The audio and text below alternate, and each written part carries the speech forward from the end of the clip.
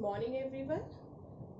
Practical की जो हमने पिछली क्लास ली थी उसमें मैंने आप लोगों को समानांतर माध्य ज्ञात करने के जो विभिन्न फॉर्मूले हैं अलग अलग श्रेणीज में, खंडित अखंडित व्यक्तिगत श्रेणी में, उनके बारे में बताया था। अब आज हम उन फॉर्मूलोज को अप्लाई करते हुए किस प्रकार हम सम को सॉल्व करेंगे, किस प्रकार हम माध्य ज्ञात करेंगे विभिन्न श्रेणियों में, उनके बारे में बताऊंगी। तो सबसे पहले हम लेते हैं व्यक्तिगत श्रेणी, यानी कि अगर हमें जो आंकड़े हैं वो इंडिविजुअल सीरीज में दिए हुए हैं।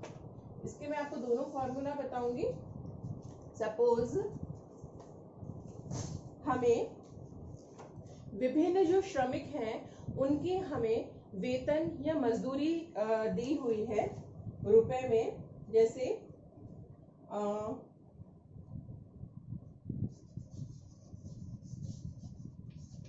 वेतन दिया हुआ है हमें 850, 865, 870, 890, 900, 915, 935, 935, 955,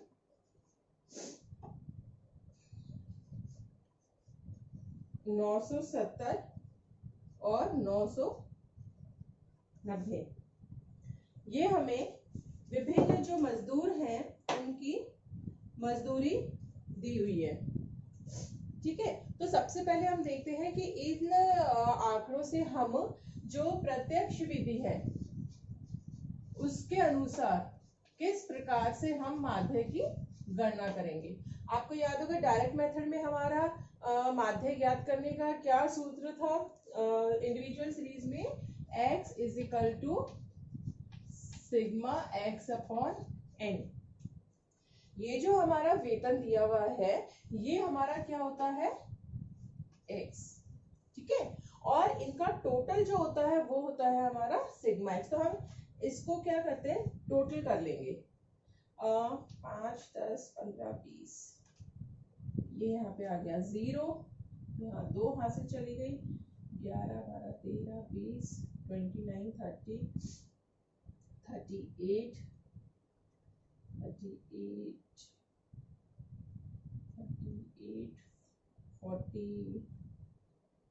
54, ये आ गया 5, 1, 2, 3, 4, 5, 6, 54, 1, 2, 3, 4, 54 और 32, 54, 86 और 5, 91।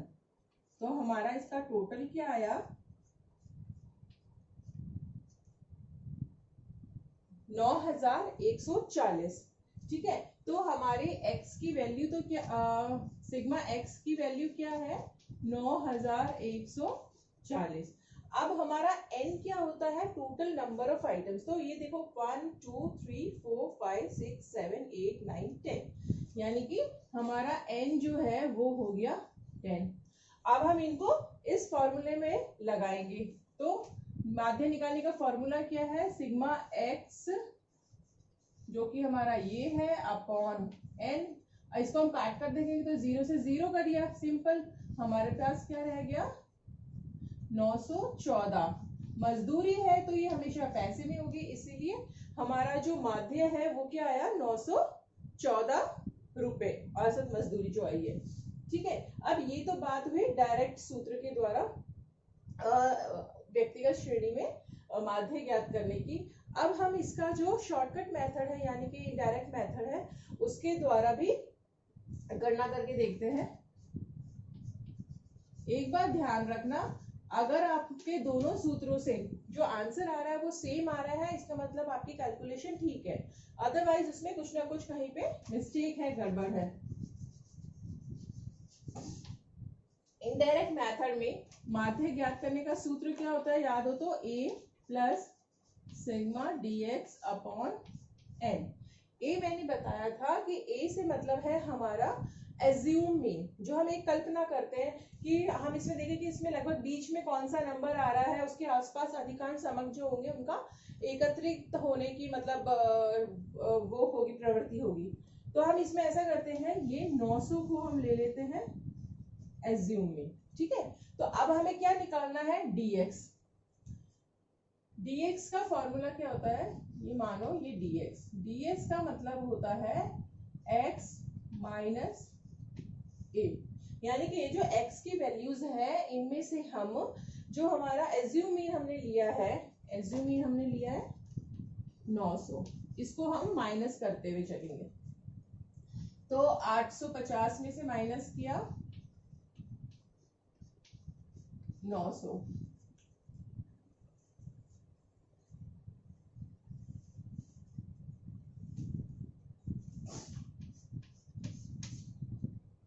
आठ सौ पचास में से माइनस किया 900, तो हमारा कितना आ गया 50 dx। अब देखो 50 आया, लेकिन हमारा साइन कौन सा लगेगा, बड़ा नंबर कौन सा है, हमने 850 में से 900 माइनस कर रहे हैं, तो हमारा साइन क्या लगेगा यहाँ पे, माइनस का। अब 865 में से हमने माइनस किए 900, तो हमारा आया 35, लेकिन माइनस। 870 में से माइनस किया 900, तो हमारा आंसर आया 30 माइनस 30। 890 में से माइनस किए 900, तो हमारा आया -10। 900 में से 900 माइनस करेंगे तो 0 आएगा, सिंपल। अब इसके नीचे वाले जो आएंगे वो देखना वो प्लस में आएंगे। अब हमारे पास क्या है, ये बढ़ते क्रम में है x की वैल्यू। 915 में से हम 900 माइनस करेंगे तो 915 जो है वो बड़ा है, तो हमारा साइन क्या आएगा, +15।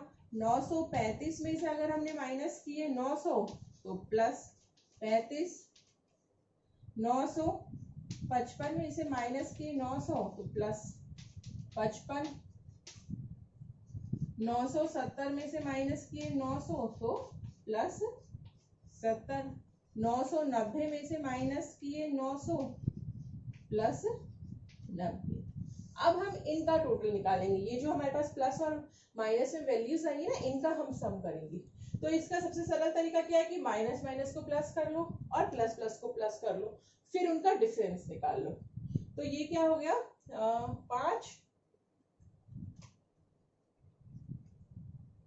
5 और 6 11 और 12 125 तो आए हमारे पास माइनस के। अब इसमें हम देखें तो 5 10 15, एक हाथ से चली गई, 10 20 26, ये हमारे पास आए प्लस के। जब हम इन दोनों को प्लस करेंगे तो 265 में से 125 घटाएंगे तो हमारे पास कितना आएगा, 0। 12 में से 6 गए 6, सॉरी 6 में से 2 गए 4 और 2 में से 1 गए 1, यानी कि हमारा जो आंसर है वो कितना आया है, 140। ये हमारी किसकी वैल्यू है, सिग्मा dx, जिस हमने जो जोड़ किया। तो हमारा सिग्मा dx आया 140। n हमारा जो है वो हमारा 10 है,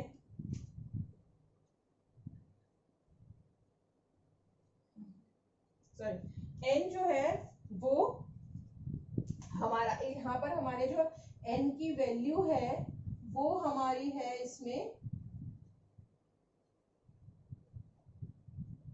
10।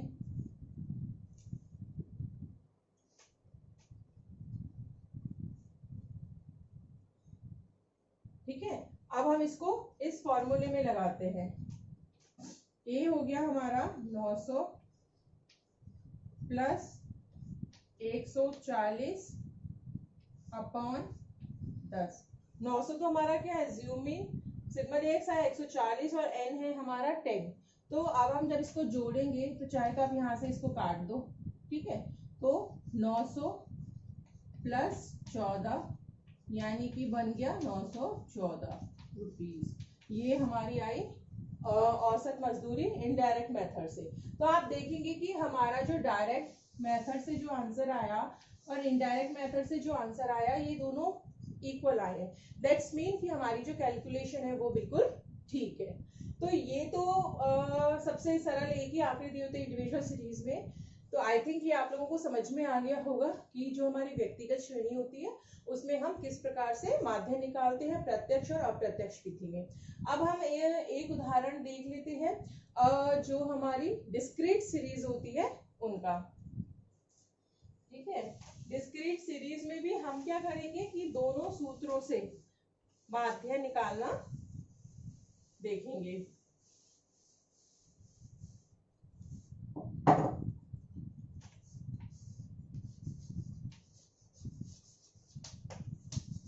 डिस्क्रीट सीरीज जो है इनको हम खंडित श्रेणी भी बोलते हैं। इसमें क्या होता है, हमें x की वैल्यू भी दी होती है और साथ में फ्रीक्वेंसी भी दी होती है। जैसे आप देखो, सपोज हमें आंकड़े दिए हुए हैं,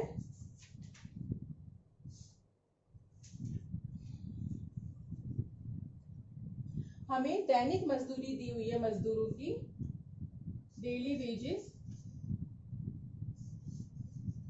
ये हमारा क्या होगा x।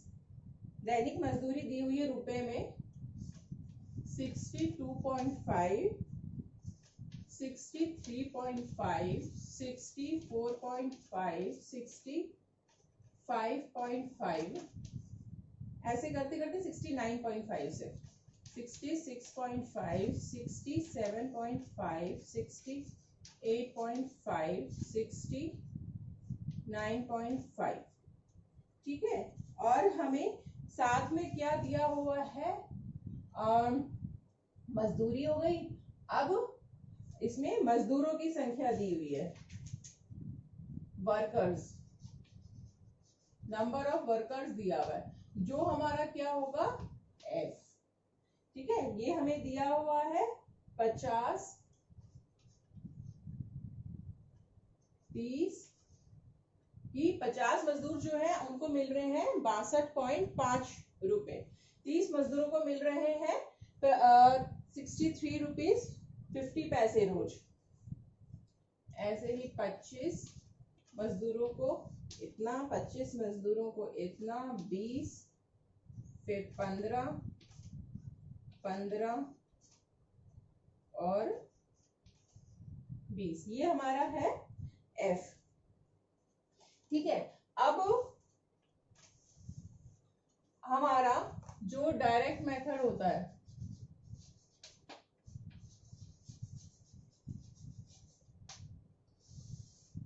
डायरेक्ट मेथड में अगर आपको याद हो डिस्क्रीट सीरीज में माध्य निकालने का फॉर्मूला क्या होता है, sigma f x upon n. यहाँ पे n जो होगा वो फ्रीक्वेंसी का टोटल है, n जो है सिग्मा f जो है वही n है, और n का टोटल हम करके देखते हैं 5, 10, 15, 20, ये हो गया 0, आ गया 2, 5, 10, 15, 20। तो यानी कि हमारा n की वैल्यू जो है वो तो हमारी आ गई 200। अब सिग्मा एफ एक्स, इसके लिए हमें क्या करना होगा कि हम x जो है उसको f से मल्टीप्लाई करेंगे, यानी कि हम इन दोनों को गुणा करेंगे। इन दोनों को गुणा करेंगे तो हमारे पास जो वैल्यूज आएंगी 62.5 को 50 से करने पर 3125, इसको गुणा करने पर आएगा 0.0 लगाते चले 1905, फिर आएगी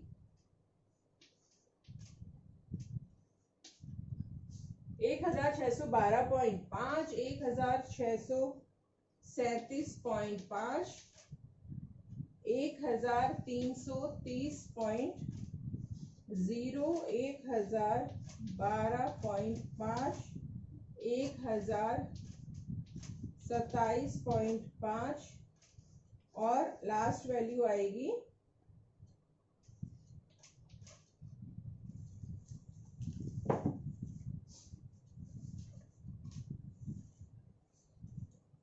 ठीक है। अब जब हम इनका टोटल करेंगे इन का, तो हमारे पास वैल्यू जो है वो आएगी 13,040। तो ये हमारा क्या है, सिग्मा एफ एक्स की वैल्यू। तो हमारा सिग्मा एफ एक्स कितना आ गया, 13,040। जब हम इसको इस सूत्र में लगाएंगे,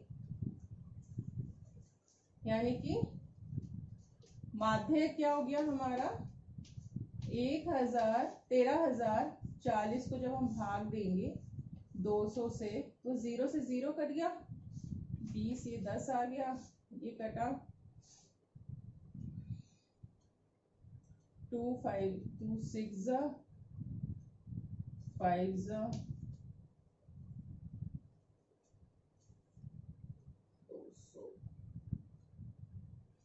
ठीक है। अब इसको और काटेंगे तो अपॉन 10 है, तो ये 10 कटेगा तो यहाँ पॉइंट आ जाएगा, यानी कि 65.2, यानी कि 65 रुपये 20 पैसा। ये हमारा जो प्रत्यक्ष विधि है उसके अनुसार हमारा जो डिस्क्रीट सीरीज के आंकड़ों में जो हमारा माध्य जो है वो इन आंकड़ों पे बेस्ड जो है वो कितना आया 65.2 या 65 रुपीज 20 पैसा। अब हम इसका एक इनडायरेक्ट मेथड का फॉर्मूला और देख लेते हैं। आप लोग ये नोट करना चाहो तो कर लो, ठीक है। अब मैं इसको रब करती हूँ। अब हमें इस वाले आंकड़े की जरूरत नहीं है, हम एज्यूम मीन लेकर के उससे डेविएशन निकालेंगे।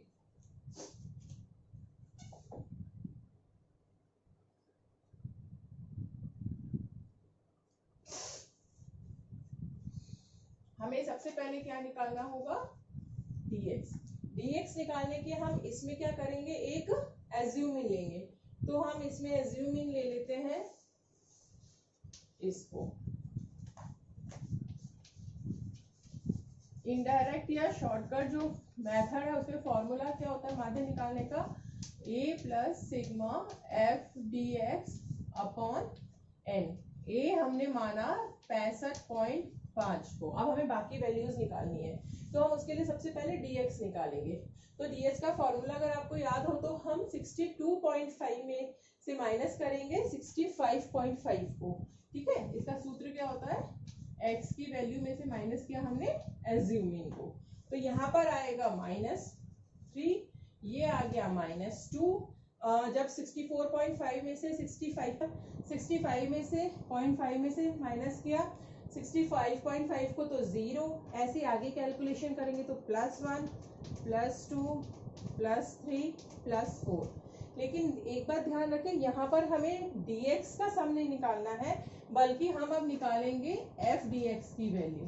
f dx कैसे निकालेंगे, हम f को dx से मल्टीप्लाई करेंगे। तो ये हो गया -150 -60 -25 0, क्योंकि किसी भी नंबर को हम 0 से मल्टीप्लाई करेंगे तो 0 ही रहेगा। फिर है +20 +30 +45 +80। अब हम इनका टोटल करके देखते हैं। इनका टोटल आ गया 5 और 235। इसका टोटल करके देखते हैं 5, ये प्लस की वैल्यू है, ये माइनस की। अब हम निकालेंगे सिग्मा एफ डी एक्स। तो जब इसमें से, ये बड़ा नंबर है इसलिए इसमें से इसको हमें माइनस करना पड़ेगा, दोनों को जोड़ेंगे तो, ठीक है। तो फिर है ना हमारा आंसर जो है वो आएगा -60। साइन माइनस का लगेगा क्योंकि बड़ा नंबर जो है वो माइनस का है, इन दोनों को जोड़ने पे -60 आंसर आएगा हमारा। हमारे ए की वैल्यू है 65.5। हमारा सिग्मा एफ डी एक्स आ गया है -60 और हमारा एन की वैल्यू है यहाँ पर 200। ठीक है, अब हम इनको इस सूत्र में लगा करके कैलकुलेशन करेंगे, यानी कि 65 माध्य क्या हो गया 65.5 प्लस यहाँ -60 अपॉन 200। पहले इसको सॉल्व कर लेते हैं हम। ये हो गया 3/10 65.5, यानी कि जब 3 को 10 से डिवाइड करेंगे तो हमारा आएगा माइनस, ये हटा और यहाँ पर लग गया पॉइंट। ठीक है, ये माइनस में है इसलिए जब हम ब्रैकेट खोलेंगे तो ये हो जाएगा -0.3। तो हमारा आंसर आ जाएगा 65.5 में से हम 0.3 को माइनस करेंगे तो 2, यानी कि 65 रुपए और 20 पैसे। अब अगर आप देखें तो हमारा यही आंसर हमारे डायरेक्ट मेथड से आया था, तो इसका मतलब हमारी कैलकुलेशन जो है वो ठीक है। आई होप कि आप लोगों को डिस्क्रीट और इंडिविजुअल सीरीज में डायरेक्ट और इनडायरेक्ट मेथड से हम किस प्रकार से माध्य की गणना करते हैं वो समझ में आ गया होगा। नेक्स्ट लेक्चर में मैं आपको कंटिन्यूअस सीरीज में जो तीनों फॉर्मूलेज हैं उनके द्वारा माध्य की गणना करना बताऊंगी। Thank you.